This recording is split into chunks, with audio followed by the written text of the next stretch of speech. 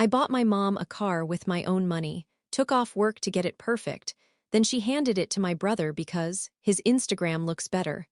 I let him drive it, then filed a claim that made them both wish they'd read the title. I was standing in the parking lot behind my mom's apartment complex in Chandler, Arizona, holding the spare key to the car I bought her. The car I worked overtime for, skipped weekends for, cut every stupid luxury out of my life for, and staring at my brother Jake as he revved the engine like he owned it. He leaned out the window, grinning at me. "Relax," he said. "Mom gave it to me. You should be happy I'm the one driving it. I actually make it look good." I couldn't answer. My chest felt like someone had punched straight through it. The afternoon sun was glaring off the hood I had personally buffed and polished for hours the day before. I had taken off work, lost a whole shift at the dealership, to get everything perfect before surprising Mom. Oil changed, detail work inside and out, registration handled, new mats, full tank, all of it. For her. But she wasn't even there now. She was inside her apartment pretending she didn't want drama, refusing to come out. And Jake just kept revving the engine like it was a joke. What neither of them knew was sitting right in the folder tucked under my arm, my insurance documents, and the title with my name only printed on it in big, plain letters. A week earlier, when I pulled up to her place with the car wrapped in a stupid red bow, Mom had cried. She'd hugged me so tight I couldn't breathe. She kept saying it was the nicest thing anyone had ever done for her. And then, literally 2 days later, she told me she was giving it to Jake. Not loaning, not sharing, giving. Her exact words were, "He needs it more. Plus, his Instagram following is bigger, so it helps the family. Image matters." I thought she was joking, but she handed him the keys right in front of me like it was nothing. So here we were, me staring at the car, Jake revving it like a child, and Mom hiding inside like a coward. Finally, I opened my mouth. "Take it," I said quietly. Jake smirked. "That's what I thought." He peeled out of the lot, tires skidding, exhaust echoing between the buildings. I watched him disappear onto the road, my fingers clenched around the folder so tight the paper edges cut my skin. And that's when something in me snapped, not in a screaming, throwing things way. Not even in a sad way. Just clean, cold, almost peaceful. Because they had no idea what I had already lined up. 2 hours earlier, after Mom made it official that she was reassigning the car to Jake, I drove to my insurance agent's office and had a very long, very careful conversation. I explained that the car had been taken without proper authorization, that I was no longer in possession of it, and that I wanted everything documented in writing. The agent nodded, typed, asked follow-up questions. And when I walked out, I had instructions. Clear ones. Watching Jake drive off, I knew exactly what I was about to do. I knew how fast this was going to blow up, and I knew exactly who it was going to destroy. And honestly, they earned every second of what was coming. I turned, headed toward my car, and pulled out my phone. It was time to start the clock. To understand why this whole thing hit me the way it did, you need to know what it was like growing up in my family. People think the whole golden child scapegoat thing is exaggerated, but in our house in Mesa, Arizona, it was just normal, everyday life, like the air we breathed. Jake was the favorite from the moment he was born. He was the cute one, the charming one, the one who just had potential. And me, I was the one who didn't cause trouble, which basically meant I existed for convenience. Need a babysitter, me. Need help with homework, me. Need someone to clean before relatives came, me again. And it wasn't even the chores or responsibilities that hurt. It was the way Mom talked about Jake like he was some kind of prodigy, even when he was doing absolutely nothing. The guy breezed through high school by copying homework and skipping class, but Mom called him street smart. He crashed 2 cars before he turned 22, but Mom said it was just bad luck. He hopped from job to job, usually fired within weeks, but she insisted he was still finding himself. Meanwhile, I worked. A lot, started at 15, never stopped. Saved every dollar because I had to, no safety net, no backup plan. I built myself without applause, without help. Without a single moment where someone in that family said, "Hey, you did good." So when I got my job at the dealership last year and started actually climbing, getting trusted with bigger tasks, learning the sales process, even shadowing the finance guy, it felt huge. Like maybe I was finally carving out something real. And when Mom's old Honda started dying every week, I told myself, I can do this for her. I can afford it. I can finally give her something she deserves. It wasn't a luxury car, but it was clean, reliable, safe, and paid for with my own damn money. I didn't finance a cent. I told myself that maybe this gesture, would finally make her see me the way she'd always seen Jake. The day I surprised her was honestly one of the happiest days I'd had in years. She cried. She said she was proud of me. She posted a picture of the car with a long caption about starting new chapters and blessings. For a moment, I let myself believe things were changing. But Jake, he always finds a way to ruin things. 2 days later, he showed up at Mom's place, complaining that his car wasn't good for content and that he needed something sleek because his influencer friend told him he had the look but not the lifestyle. I still remember how Mom's voice sounded when she told me she'd given him the car. Like it was obvious, like it was practical. "It makes sense," she said. "He needs it more, and honestly, it'll get more visibility with him. Think about how good it'll look online." Visibility, online. Like that mattered more than the months I spent saving for it. When I reminded her, calmly, that the car was mine and I had bought it for her, she got annoyed. She told me I was being dramatic. She said family shares. She said Jake deserved a fresh start. And when I pushed back, she hit me with the line that I swear will haunt me forever. "You don't need things like he does. You're stronger. He's sensitive." Jake, sensitive. It was like hearing a stranger talk, and in that moment, something inside me just flipped. I realized I wasn't part of the family system. I was a resource, a utility, an accessory that didn't get a say. That was the moment I decided I wasn't letting this slide. Not this time, not ever again. And the next thing I did, that's what turned this whole situation from unfair to absolute chaos. The shift actually started out normal. I was at the dealership in Tempe, trying to focus on paperwork instead of thinking about Jake speeding off in the car I bought with my own money. I kept telling myself to wait, let the plan unfold, stay calm. But around lunchtime, my phone buzzed nonstop. At first, I ignored it. I figured it was group chats or my manager asking me to cover someone's shift. But it kept going, vibration after vibration, nonstop. When I finally checked, I saw the screenshots. Jake had posted a video with my car. A real showy one, the kind he thinks makes him look like a big deal. He was leaning against the hood, talking about manifesting success and leveling up and finally driving what I deserve. But the video wasn't the problem. The problem was what he didn't realize he recorded in the background. The temporary tag. The temporary tag with my name written clearly on the paperwork taped inside the window. Someone zoomed in on it, posted it in the comments, asked him who Mark Asterisk was, asked if he'd bought it or if it was another borrowed vehicle. People started clowning him hard, saying he was pretending again, asking if he even owned anything at all. And Jake being Jake, he doubled down. He posted another clip saying, "It's mine. I just had someone else handle the purchase for me. That's what successful people do." That was the first crack. The second came 15 minutes later. My mom texted me, "Why are people saying the car isn't his? Fix this. It's making him look bad." I stared at the screen in disbelief. Not one word asking how I was doing, not one word acknowledging what she'd taken from me. Just panic because her golden child's image was getting dragged. Then Jake texted me separately, "Bro, delete anything with your name on it. People are ruining my vibe. This is your fault, my fault." I didn't answer either of them.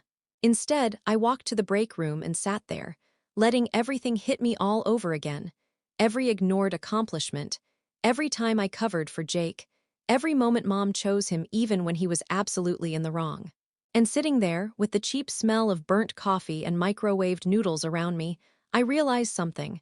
They expected me to stay quiet. They expected me to clean up the mess. They expected me to accept whatever scraps of love they decided I deserved. Just like always. But then two more things happened, one after the other, that pushed this from a family mess into something much, much bigger. First, my manager walked up to me holding his phone. He said, "Isn't this the car you told me you bought for your mom?" And he showed me Jake's video on Instagram. The dealership logo was visible in the background of one shot. Jake must have filmed near our service bays before I got to work. "You didn't give anyone permission to use the dealership in a promo video, right?" he asked. I felt my stomach drop. Unauthorized use of a dealership's property, even just the lot in an online ad. Corporate takes that seriously. But that wasn't even the part that really set things off. Because not even 10 minutes later, a police officer walked into the dealership and asked to speak with me privately. My coworkers stared. My manager looked confused. My hands went cold. In the small office, the officer shut the door and said, "We received a report of a vehicle that might have been taken without the owner's consent. You're listed as the legal owner. Can you explain the situation?" And that's when I knew.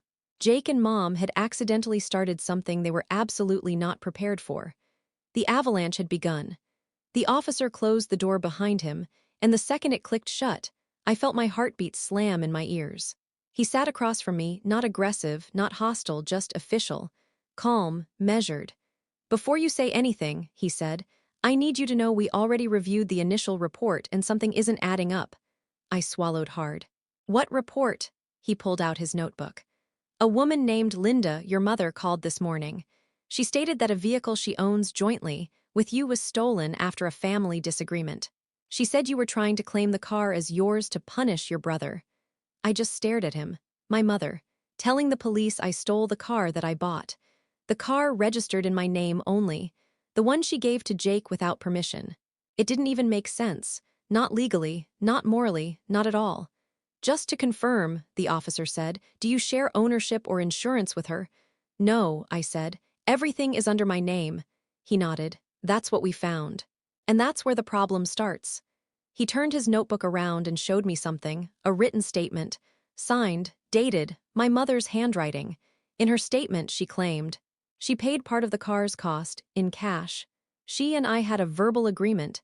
It was a shared vehicle. I became unstable. When she let Jake use it, I threatened to take it back by force. I felt physically sick. Not only had she lied, she had manufactured a whole story to make me look like a danger to them.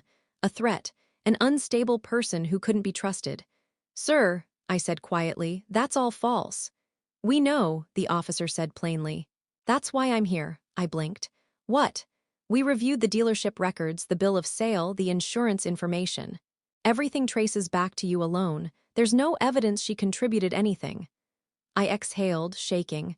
Relief mixed with something darker, betrayal so sharp it felt like a blade. Then he added, "Here's the twist. Jake also filed something, separately." That got my attention. Hard. "He claimed the car was gifted to him and that you broke into it last night and removed his belongings. He's asking us to pursue you for tampering with his vehicle." My jaw literally dropped. Jake hadn't just taken the car, he was trying to legally block me from reclaiming it. He was trying to brand me as the thief. I just sat there, staring at the officer like I couldn't process English anymore. He watched me for a long moment, then said, "I'm going to be completely honest with you. I don't think your mother or your brother understand how quickly this can turn against them. False police reports are a criminal offense, and right now, their stories contradict each other so badly that it's obvious someone is lying." My stomach flipped. This was bigger than I'd expected. I'd prepared for a mess, but not this mess. "So," he continued, "before I move forward, I need one thing from you. Do you still have proof of ownership?" I didn't answer verbally. I just slid the folder across the desk. Title, insurance, purchase paperwork, all with my name, my signature, my stamp. The officer looked everything over carefully. Then he leaned forward and said something that sent a cold thrill down my spine. "With what your mother and brother already filed, you are legally within your rights to escalate this. And depending on how far you choose to go, they're the ones who could face charges." My breath caught. "So," he asked, "what do you want to do?" And right then, right in that tiny office with its flickering fluorescent light, my phone buzzed. A message popped up from Jake. "If you try to mess this up for me, I swear I'll make you regret it. Mom said she'll back me up all the way." And just like that, the decision became very, very easy. I didn't answer Jake's message. I just stared at it for a long, steady minute, letting the meaning settle in. Mom said she'll back me up all the way. That was the part that did it. Not the threat, not the arrogance, the teamwork. They were working together, against me. The officer watched me read the text. "Everything okay?" he asked. I nodded once. Calm, focused in a way I hadn't been in years. "Yes," I said. "I know exactly what I want to do." He raised an eyebrow. "All right, tell me." So I did. I explained clearly, calmly, that the car was mine in every legal sense, that Jake did not have permission to drive it, that my mother's claims about co-ownership were made up, that I had already informed my insurance company the vehicle had been taken without authorization, and that I wanted to proceed with reclaiming my property and filing a formal statement clarifying their false reports. Not accusing, not attacking, just documenting. Once you document something, everything changes. The officer nodded. We can arrange for the vehicle to be recovered, he said. You'll need to file a stolen vehicle affidavit if they refuse to return it voluntarily. A stolen vehicle affidavit, against my own family. He slid the form toward me. I didn't hesitate. I didn't tremble. I just picked up the pen and started filling it out. It was the quietest act of revenge I've ever taken. And honestly, it felt cleaner than any screaming match could have ever felt. The officer left after that, paperwork in hand, telling me he'd follow up within a few hours. My manager, who had been politely pretending not to eavesdrop, stepped into the office as soon as the door shut. "You okay?" he asked. "Yeah," I said. "Actually, I am." He gave me a slow nod. "Good. If you need to go handle anything, take the rest of the day." I didn't take the day. I needed normal structure while I planned, so I stayed. I finished my shift. I answered calls. I filed contract packets, all while mentally lining up every next step like puzzle pieces clicking into place. Because this wasn't just about the car anymore. This was about them turning me into the villain in their story again. I wasn't going to scream at them. I wasn't going to argue. I wasn't going to beg. I was going to dismantle their lies in the one place they couldn't twist the narrative. Paperwork, process, systems bigger than them. The plan was simple. Let the police handle retrieval of the car. No confrontations, no yelling, a clean extraction. Let insurance finalize the taken without authorization report. That alone had consequences they hadn't thought about. Let their conflicting claims sit in the police system until someone followed up. False reports don't disappear. They linger. They rot. And finally, once I had the car back, I had a move prepared that would cut deeper than anything I'd done so far. Because Jake's video, the one showing the temporary tag with my name on it accidentally recorded something else too, something he didn't notice, but I absolutely did. A detail I knew the second I spotted it would become the key to the entire revenge. A detail that proved, beyond question, that Jake had messed with more than just my gift to Mom. It proved he had done something illegal without realizing it. Something that tied my mother into it too. And once I realized what I was holding, the plan changed from get my car back to something far more precise. Make them both face consequences they couldn't charm, guilt trip, or manipulate their way out of. Because Jake wasn't just driving the car. He was driving it with evidence in the backseat that would blow this whole situation wide open. Evidence he posted online himself. The second twist was coming, and it was going to hit them like a truck. That night, after my shift ended, I sat in my car in the empty lot behind the dealership with Jake's stupid video pulled up again. I watched it slowly, frame by frame, pausing every time something in the background caught my eye. I already knew about the temporary tag with my name on it, but that wasn't the twist. The twist came when Jake opened the back door of the car mid-video, trying to show off the clean interior like he was some lifestyle influencer. And that's when I saw it. A delivery package. Not just any package. A sealed USPS priority mail box addressed to my mom's apartment, with the sender listed as a company in Nevada I recognized instantly. Why? Because a few weeks earlier, Mom had bragged about helping Jake get set up with brand partnerships by letting him use her address as a shipping point. She made it sound harmless. Free clothes, supplements, discount codes. But the name on the return label wasn't a clothing brand. It wasn't fitness stuff either. It was a CBD company, and not the legal, federally cleared kind. The kind that tiptoes into the gray zone, products that can't be shipped across state lines without licenses, permits, or disclosures. Products that had been seized before in mail fraud investigations. Products Jake absolutely did not have permission to distribute. And suddenly, everything clicked. Jake hadn't just taken the car. He had been using it to transport a shipment that, if stopped, would have been illegal to possess, advertise, or resell without proper documentation. And because the package was addressed to my mother's home, and she'd told people she helped facilitate things her name was tied to it too, I froze. Staring at the video, I realized I was looking at evidence he posted himself. Evidence of interstate distribution. Evidence sitting inside my car. Evidence the police could very easily connect to 2 false reports already on file. I sat back, stunned. They didn't just lie about me. They didn't just take the car. They accidentally tied me into something that could have gotten me in legal trouble if the car was stopped, searched, or scanned by license plate readers. Their mess could have landed on my record.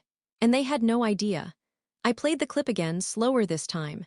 Jake opened the door, bragged about working with brands, and the box was clear as day. Address, sticker, weight, the whole thing.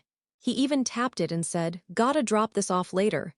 He said it, out loud, on camera. The officer hadn't seen this yet. Neither had the insurance company, neither had the dealership. This was brand new ammunition. And because the video was still up, publicly visible, time-stamped, and watermarked, it was admissible.